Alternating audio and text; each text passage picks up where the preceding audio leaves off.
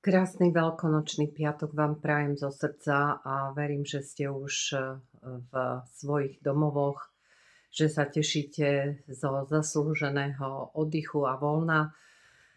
Ale keďže veci sa dejú v našej spoločnosti a to veľmi závažné, by som sa k vám chcela aj v tento slávnostný deň prihovoriť. A je to vo veci druhého kola prezidentských volieb. Takže prvé kolo máme za sebou a musím povedať za nás, národovcov, že sme nespokojní s výsledkami volieb prvého kola. Prirodzene, pretože nedôverujeme výsledkom, ktoré boli odprezentované.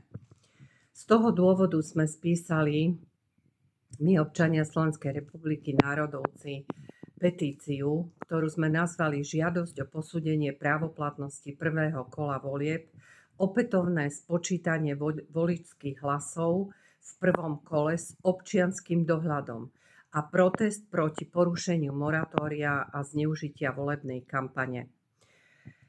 Priatelia, stalo sa toho mimoriadne veľa a my vieme, že petíciami sa zatiaľ v tomto štáte nič nevybavilo. Petičný zákon však platí a preto v tomto zmysle využívame svoje právo ho využiť. V petícii, ktorú nájdete na petície.com s uvedeným textom o posúdení právoplatnosti prvého kola, vás vyzývame, spoluobčania, aby ste sa pridali z následovných dôvodov. V prvom kole prezidentských volieb máme indície, že došlo k manipulácii s voličskými hlasmi. Žiadosť postupujeme na políciu, vládu, parlament, ústavný súd Slovenskej republiky a prezidentku z následovných dôvodov. Poprvé, predĺženie moratória. Chceme vedieť podrobnosti okolo polhodinového predĺženia moratória, kto vydal príkaz na jeho predĺženie a prečo. Nechceme vychádzať z informácií, ktoré poskytujú médiá. Po druhé, manipulácia s hlasmi. Nazdávame sa, že k tejto manipulácii došlo, niekomu sa podaril aj husársky kúsok a zaznamenal pri ščítaní 96,83% hlasov nasledovné hlasy. Korčok 552 651 hlasov, Pellegrini 576 999 hlasov a Štefan Harabín 180 290 hlasov.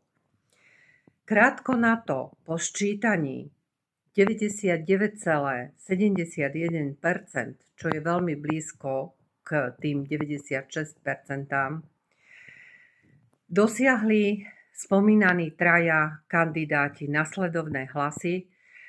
Snímali to všetky médiá a väčšina televízií na Slovensku. Ivan Korčok 931 688 tisíc hlasov. Pellegrini skočil z 576 tisíc na 824 476 hlasov a Štefan Harabín zo 180 na 260 885 hlasov. Čiže ten rozdiel ledva 4%, ako mohol tak brutálne narásť na rozdiel v hlasoch o 449 144 po celkovom ščítaní. Nie sme negramotní a nejaké základné počty tiež ovládame. Takže by nás zaujímalo, ako ESET zdôvodňuje rýchly nárast veľkého množstva voličských hlasov. Takto funguje systém Dominion. Preto žiadame opätovné ščítanie hlasov pod dohľadom občianskej skupiny. Po tretie, kandidát Korčok porušil moratórium opakovane 22.3., iba deň pred voľbami, s publikovaným článkom na niekoľkých stranách a opakovaným zdieľaním na sociálnych sieťach, ale hlavne vydával sa za občianskeho kandidáta, čo zásadne nie je, pretože šíri ideológiu liberalizmu a je to preukázateľné zo všetkých jeho verejných vystúpení. A to je v našej ústave protiústavné. Podľa prvej hlavy prvého oddielu základného ustanovenia článok 1 odsek 1 Slovenská republika je zvrchovaný demokratický a právny štát a neviaže sa na nejakú ideológiu ani náboženstvo. Takže kandidát Korčok nielenže takisto protiústavným spôsobom oznámil a mal podpísanú svoju kandidátku, ale aj ovplyvňoval vo volebnej kampani mládež na školách. Takto sa správa kandidát na prezidenta v Slovenskej republike. Chceme mať takéhoto prezidenta, ktorý hneď vo voľbách porušuje ústavu. Po štvrté, kandidát Pellegrini sa nevzdal funkcie predsedu Národnej rady Slovenskej republiky, čo je takisto protiústavné. Takže rovnako ako kandidát Korčok porušil volebný systém a mali by byť prakticky obidvaja vylúčení z druhého kola volieb. Ďalej, po piate, kandidáti Danko a Švec figurovali na volebných lístkoch napriek tomu, že sa vzdali v prospech Štefana Pellegriniho ešte pred voľbami a toto nebolo počas volebného procesu zásadným spôsobom upozorňované. Takže tí, ktorí ste krúžkovali pána Danka a Šveca, tak vaše hlasy boli nepravoplatné a nemohli sa započítať doktorovi Harabinovi, ktorý zostal tým poškodený.